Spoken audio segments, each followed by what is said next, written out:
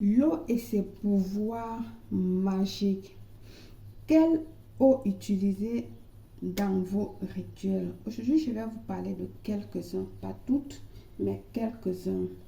L'eau est un symbole de purification, de bénédiction. Elle est source de vie. L'eau est l'un des éléments vitaux les plus importants. Invocatrice de pureté, clarté et sérénité, elle sollicite tous nos sens. L'eau est la force motrice de toute nature. Bienvenue une fois de plus où nul n'a le droit d'être heureux toute seule. Je vous invite à vous abonner, liker, partager et surtout cliquer sur la cloche afin de recevoir les notifications qui vous seront utiles. Besoin d'une voyance téléphonique privée, naturelle, traditionnelle et ancestrale? Oui, vous êtes sur la bonne place. N'hésitez surtout pas. J'ai mes dons de naissance naturelle qui est j'ai des flashs qui viennent et je vous dis pendant que je parle avec vous, je suis seulement avec votre nom, prénom ou date de naissance et je peux lire votre avenir. Je travaille aussi de manière traditionnellement qui est celle que mes parents m'ont laissée. Mon papa, il m'a laissé, je travaille avec la paille, cette paille.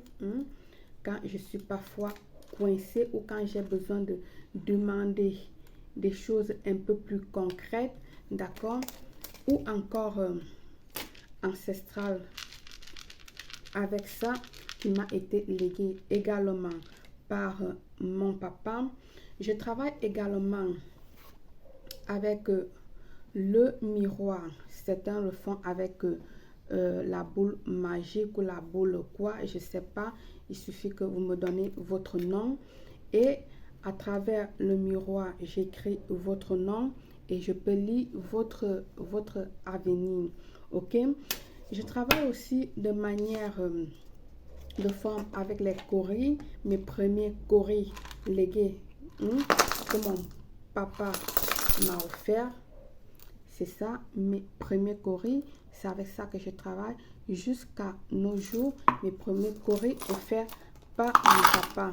Vous pouvez voir qu'elles sont bien vieilles et très composées de plein de choses comme bien anciennes. Vous voyez, elles datent depuis mon âge de 15 ans que je l'ai avec moi.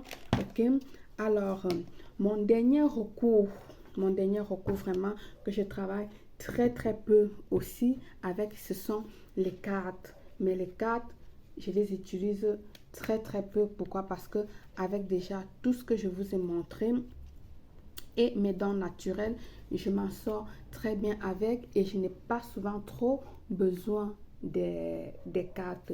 Alors, la consultation, elle est à 80 €, que ce soit traditionnel, ancestral ou naturel, comme vous voulez.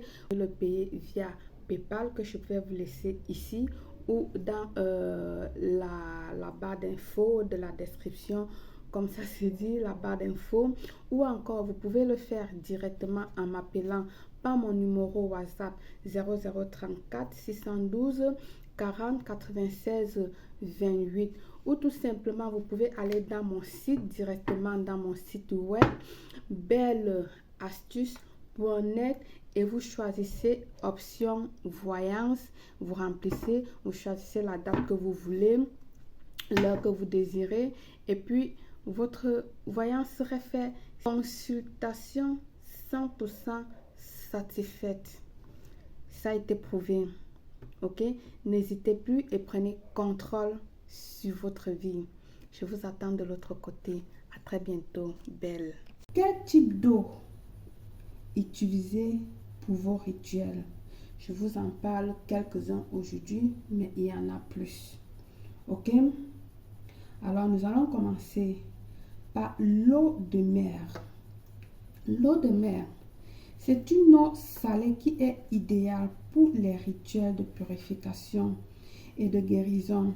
Elle peut être également utilisée pour nettoyer le sol dans une nouvelle maison afin de chasser les anciennes énergies. Le sel qu'elle contient est bénéfique pour la purification et le nettoyage énergétique. L'eau salée est aussi parfaite pour les sorts de bannissement et de protection. Elle peut également être utilisée pour des rituels apportant la force et la puissance. Ça, c'est de l'eau de mer. Alors, nous allons parler de l'eau de rivière. L'eau de rivière, elle est plutôt vive et donc peut être utilisée lors des sorts et des rituels. De par son mouvement rapide, elle en fait une eau qui peut également symboliser de lâcher prise. Afin de se laisser porter par le courant, elle peut également être utilisée à la percée de sentiers. Donc, comme je vous dis souvent, ouvrir les portes, machin et tout et tout. Elle est très bonne pour ça. Vous pouvez nettoyer vos outils qui ne sont pas sensibles à l'eau, ainsi que vos pierres, bijoux, etc., etc. Les pierres, vous avez les pierres, je ne l'ai pas avec moi, j'aurais dû prendre. Et vos bijoux, elles sont très bonnes pour nettoyer avec ce eau-là. Ok? Afin de les purifier et nettoyer. La vitesse de l'eau permet à l'énergie de partir aussitôt. Il faut savoir travailler avec l'eau de rivière. Peut également calmer les vagues d'émotions intenses. Elle est bénéfique pour les rituels, apporte force, la puissance ainsi que l'énergie. L'eau du ruisseau. Le courant étant plus doux et plus lent, cette eau peut être utilisée pour des rituels de protection, mais aussi contre le stress et l'anxiété.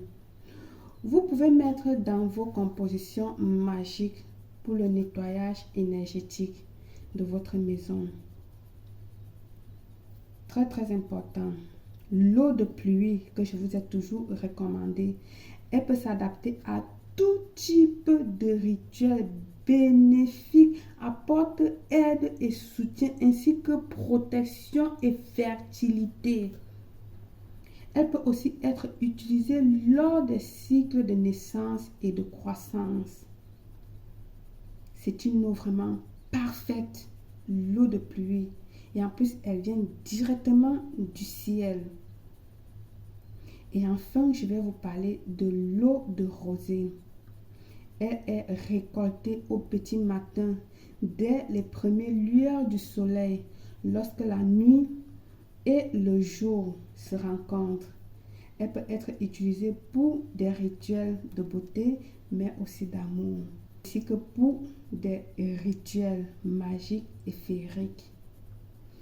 Je vous parle de quelques de ces aussi parce que je les ai mentionnés plusieurs fois dans des rituels.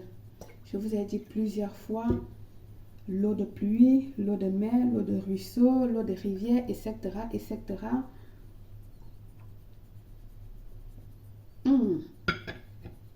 L'eau, c'est la vie.